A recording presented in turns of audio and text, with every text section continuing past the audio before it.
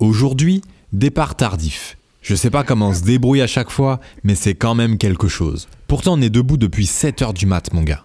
Enfin bref, on se réveille au bord du lac des Aiguilles. Petit café, histoire de bien démarrer la journée, et Vincent en profite pour passer un coup de téléphone chez BMW afin de voir s'il y aurait possibilité que l'on fasse changer son amortisseur, car comme tu as pu le constater, il est complètement mort. C'est devenu une pompe à vélo le truc. Les gars, c'est un cas. Mood, passe la serviette. Malheureusement, ça semble compliqué, surtout qu'on est en plein mois d'août. Une fois toutes nos affaires rangées, on part enfin du spot. Je t'avoue qu'on n'a pas dû décoller avant midi minimum. Barcelone. Il est au téléphone. Salut Clément. Salut Marianne. Tu veux faire une pizza Clément? Vas-y, petite pizza, petit café. Ça part. On va direct au resto là, comme l'a dit Clément. Allez. Comme ça, après on enchaîne sur une piscine. Puis Lourd. on est arrivé. Et on arrive à Barcelone à 17 h quoi. Sinon on va chiller pendant 5 jours à Millau. Une fois notre vision de la journée qui est enfin clairement bien définie, on reprend la route. Normal. Mais à peine engagé sur la première piste, qu'un petit élément perturbateur va nous faire faire un faux départ. Heureusement qu'on a été vif, n'empêche. Je crois que t'as perdu un truc, mais je sais pas ce que c'est. Antoine, il est parti voir.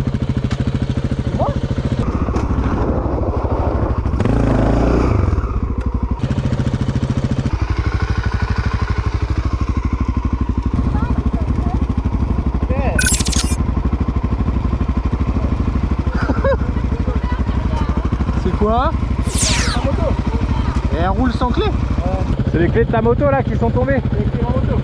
Ah ouais. Elle s'est pas coupée? Ça va, c'est normal.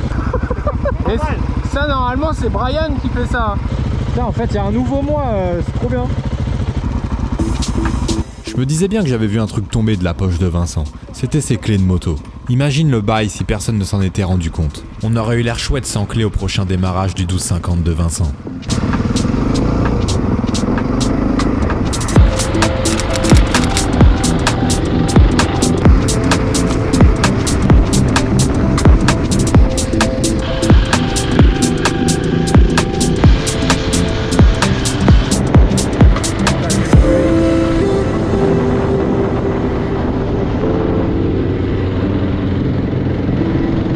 Comme tu peux le constater, des incendies assez récents ont dû ravager le secteur.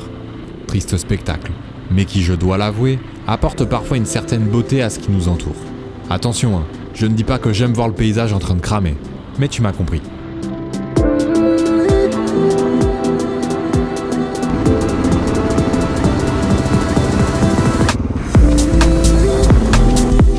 La route était en travaux, alors on essaye de se faufiler pour trouver un chemin pour pouvoir continuer la trace.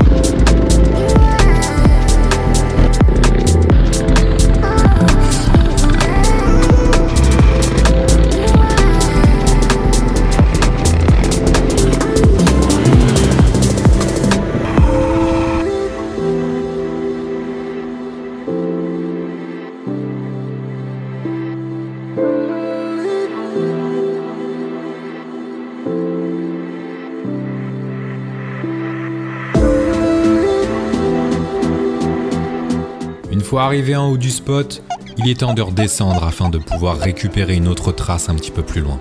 Ça nous a fait faire un espèce de petit aller-retour, mais franchement ça valait le coup.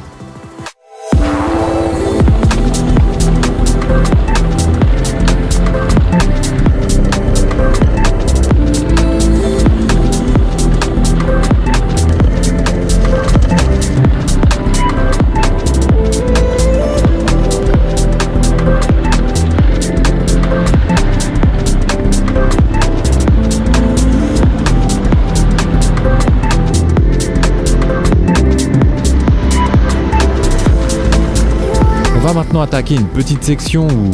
Comment te dire? On ne s'est pas privé de bien essorer la poignée de gaz si tu vois ce que je veux dire. Quelques pièges sur cette piste, mais si on reste bien concentré et que l'on ne tape rien de trop gros, ça devrait le faire. Let's go!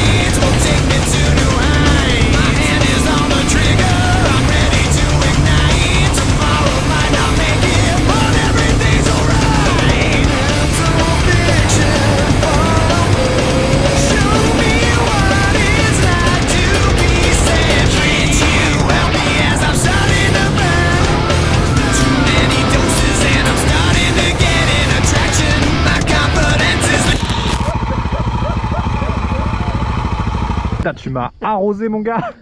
Raz de marée je me suis pris. Ouais, j'ai vu la flaque d'eau, je dis allez pour Brian. Ah mais qu'elle t'est passée dans la flaque? Ouais. Ah ouais, je l'ai en vidéo celle-là. Ah bah moi je l'ai dans la gueule. Hein? T'en as pris? Repos mec, la tête aux pieds.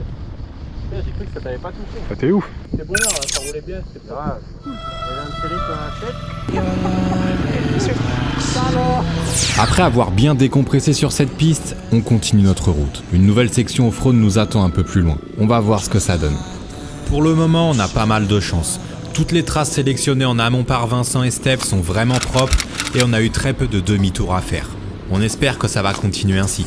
Mais en tout cas, pour le moment, il n'y a rien à dire. On s'amuse vraiment bien et l'ensemble des terrains roulés jusqu'à présent sont vraiment cool. Est-ce que je t'ai dit que les choses étaient vraiment cool? J'ai l'impression de le répéter un peu trop dans cette série jusqu'à présent.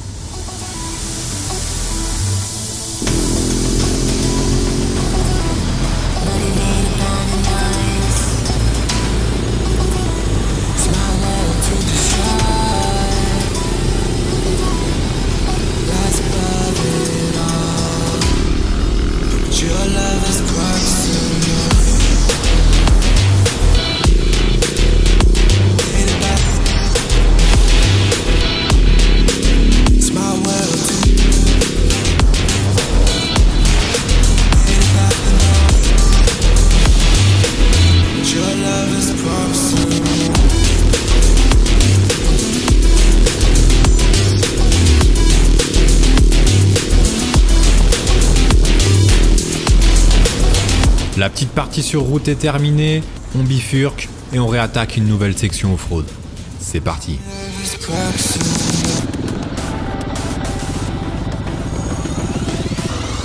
La section est courte, mais Vincent n'est pas satisfait car il y a un passage avec une espèce de goulot en pierre où il suffirait d'arriver un peu de travers pour potentiellement casser un cache culbuteur sur une des BMW de ses clients. Et comme ils sont nombreux à rouler avec ce type de moto, c'est un paramètre qu'ils doivent prendre en compte lorsqu'ils tracent leur itinéraire. Et c'est justement pour ça qu'ils partent avec leur 1250 sur ce type de reco. c'est pour voir si ça passe avec cette moto. Et tu te doutes bien que si ça passe en 12,50, ça passe avec à peu près n'importe quoi. Là avec un GS ça doit passer si tu vas tranquille. Ouais mais c'est juste après les cailloux, le mec il s'arrête, il s'en met une à gauche et il pète un truc. Tu vas la refaire avec celle-là? Vincent prend la moto de Steph afin de voir d'où la piste qui est derrière nous part. Si celle-ci est plus accessible que celle que nous venons de prendre, il la retiendra. Si tu casses, tu payes. Pendant ce temps, j'ai l'impression qu'Antoine commence à se poser de sérieuses questions sur le 690. Est-ce qu'il serait pas par hasard en train de réfléchir à en acheter une? Telle est la question.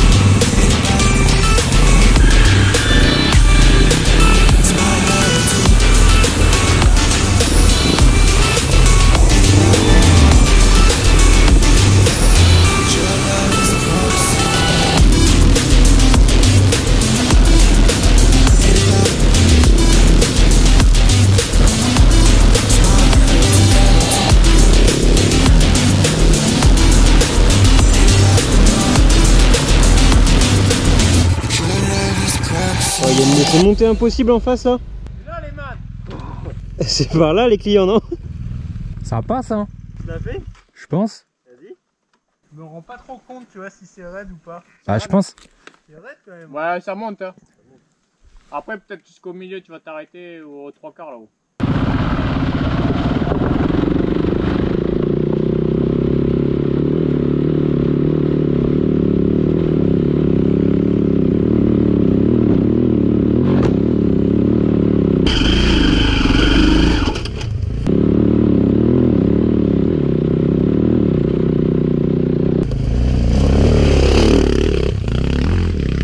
Ah, enculé!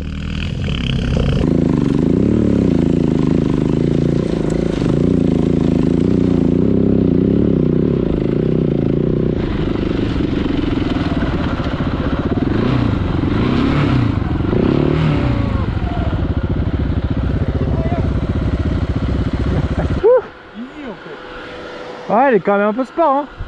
Petit pierrier, pas mal. C'est con là, il y a une piste là. En redescendant de cette maxi grimpette, on voit personne en bas. Alors avec Antoine, on se dit qu'ils ont dû partir dans ce sens-là. En tout cas, c'est ce qui nous paraissait le plus logique. Ah ouais. Ça va. C'est parti tout droit. La sangle. Mais au bout de quelques kilomètres, on s'arrête parce que ça commence à faire un moment que l'on roule et je pense qu'il nous aurait quand même attendu bien avant. On a dû se tromper de chemin. Demi-tour et on retourne là où on s'était quitté. Effectivement, on s'était bien planté de piste. Il y en avait une autre sur la droite que nous n'avions pas vue. L'équipe est de nouveau au complet, on peut continuer. Disons que si le sourire était extensible à souhait, eh bien je pense qu'il aurait fait 17 fois le tour de mon visage. Sur la section qui suit, Antoine et Vincent nous ont régalés.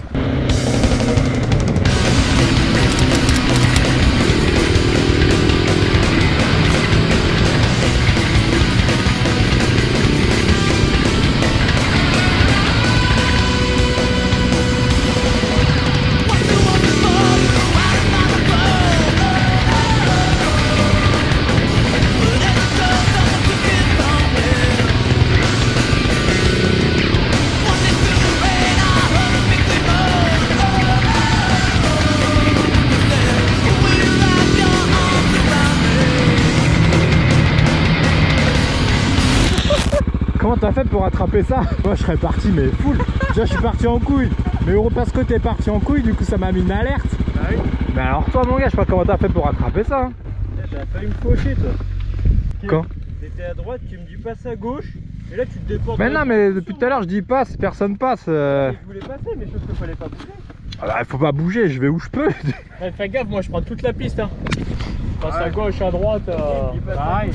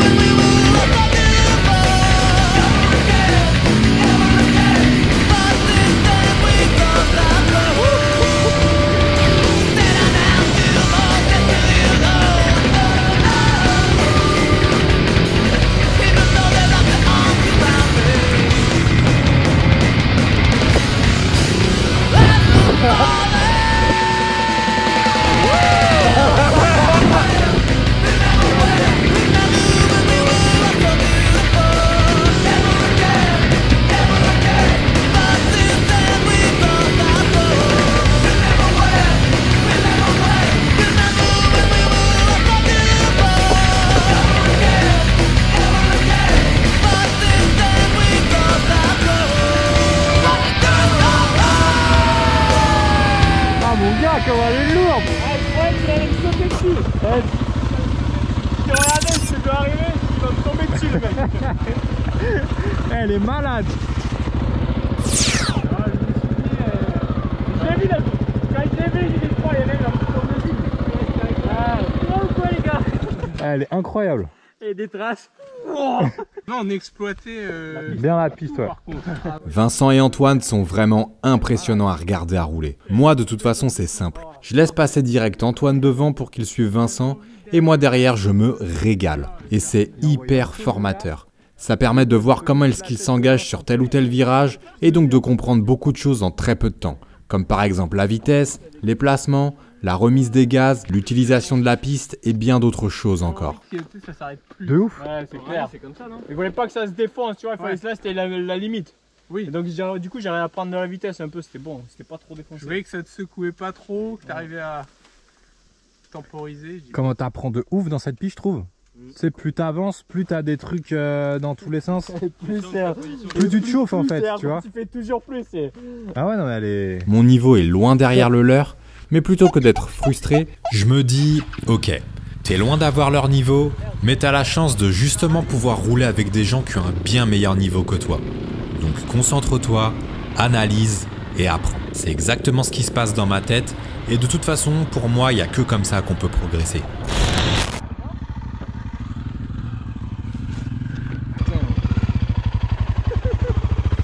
Une abeille ou une guêpe qui m'a piqué, mon gars. Voilà.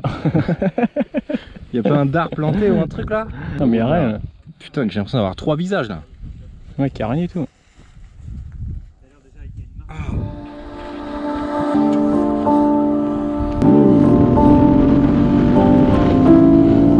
La fin de journée approche et il nous reste encore pas mal de route. Mais la vibe est bonne, donc ça fait plaisir. On continue. On est quelque part à la frontière entre l'Aude et les Pyrénées-Orientales. Difficile de t'en dire plus car moi-même je n'en sais rien. Je ne connais pas assez bien la région pour arriver à correctement me situer. Tout ce que je sais, c'est que petit à petit, on met le cap vers les gorges du Galami. En tout cas, le terrain de jeu est hyper diversifié et les pistes sont incroyables.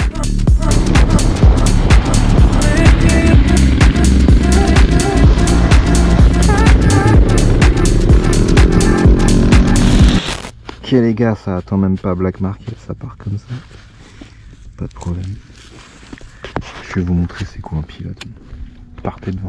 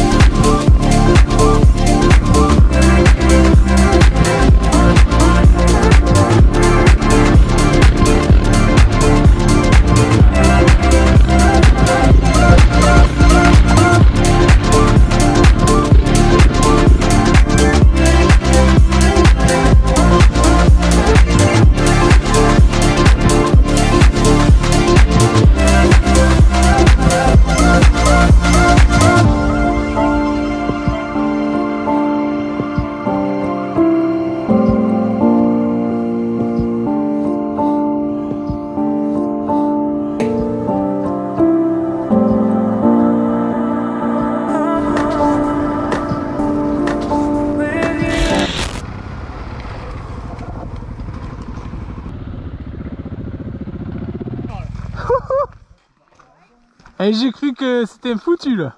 Freine du frein. Pas vite, hein, là-bas, je sais pas, attends. Attends, je vais me mettre en...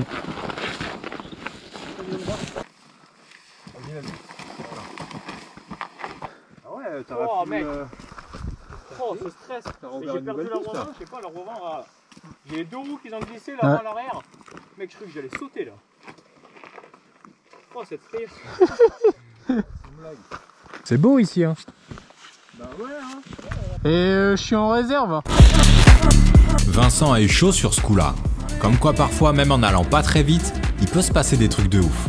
En tout cas, la zone dans laquelle on évolue, c'est vraiment magnifique. Et grosse mention spéciale pour le jeu de lumière que l'on a actuellement. C'est hyper agréable de rouler dans des conditions comme ça. Il est presque 20h et une petite pause s'impose. On s'arrête dans un petit restaurant sur un bord de route, petite bière histoire de souffler un peu, tout en continuant à nous raconter tout un tas de conneries et de rire à n'en plus finir.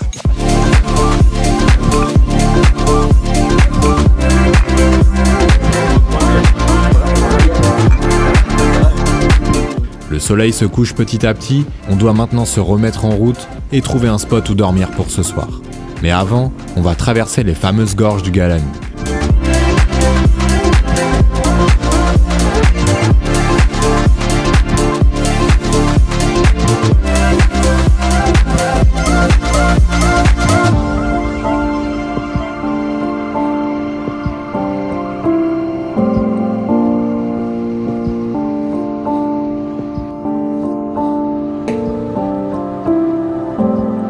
Avec ses 5 km à peine de distance, c'est une section routière minuscule, mais la vue est absolument incroyable. Pour la petite histoire, ces gorges ont été creusées par l'Agly, aux rivières des Aigles, sur environ 500 mètres de profondeur.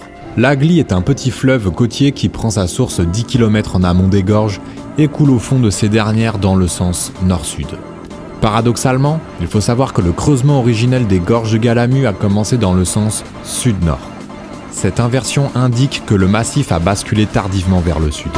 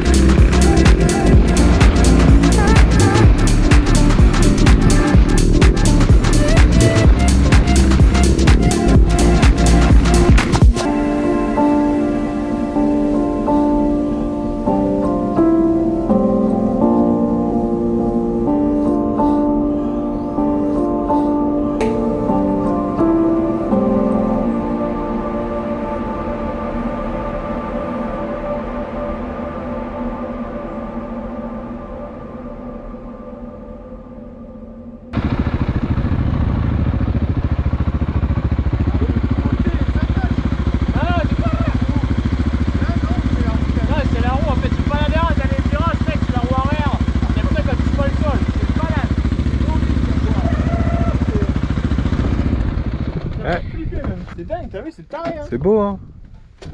Ça, c'est rigolo comment on enquille ça, tu sais. Bra bra bra bra bra. En 2 secondes, c'est plié. T'es là. J'ai un peu un crampon, faut que je fasse attention. En vrai, ça tient bien. Hein. J'avoue que je suis assez surpris. Ça tient bien, franchement. Mais là, on est passé, c'est la première fois que je passe, il y a personne, hein, on passe à bloc. Mais le soir, c'est toujours comme ça. De toute façon, les routes comme ça, mec, en trip, faut toujours les faire les fins de journée ou début de journée. Et c'est la première fois que j'y fais aussi vite, mec. Normalement, t'avances pas. T'es en panne là? Ah, c'est coupé. 800 mètres. 800 mètres. Ok, bah vas-y, tu me pousses. Non, mais si tu veux, je mets une sangle ou c'est bon? Ouais,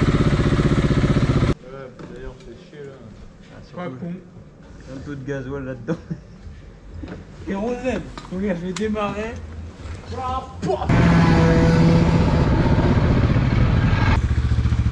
J'ai dit ça va pas le faire là. Les mecs, je les vois doubler, il faut tourner à la station. Ils vont me manger la bagnole. Mec qui est parti faire une course avec le derby quoi. Ouais, le mec, t'es trop chaud, t'as ça pas bien, mais t'arrives. La bécannerie. Il y a un truc pour les canoës là? Elle est où l'eau?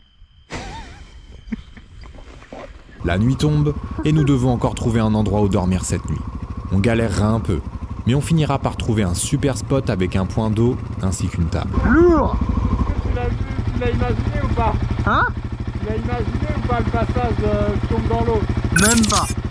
On se cuisine le grand classique de nos voyages, riz, thon, ratatouille, entre deux histoires avec constamment le sourire aux lèvres. Il est maintenant temps d'aller dormir. Bonne nuit mon gars. À demain. Il y a un chinois monsieur. On on peut l'attaquer là. On défonce. Vous pouvez manger gâteau, c'est le matin. Une collection capsule Black Market est disponible en précommande sur la boutique. Elle n'est disponible à la vente que durant la diffusion de la série. Une fois la diffusion de celle-ci terminée, l'intégralité des commandes seront traitées en une seule fournée. Par conséquent, si vous souhaitez vous procurer cette première édition limitée, je vous invite à vous rendre sur le site store.blackmarket.fr dans les plus brefs délais. Le chapitre suivant n'est pas encore disponible.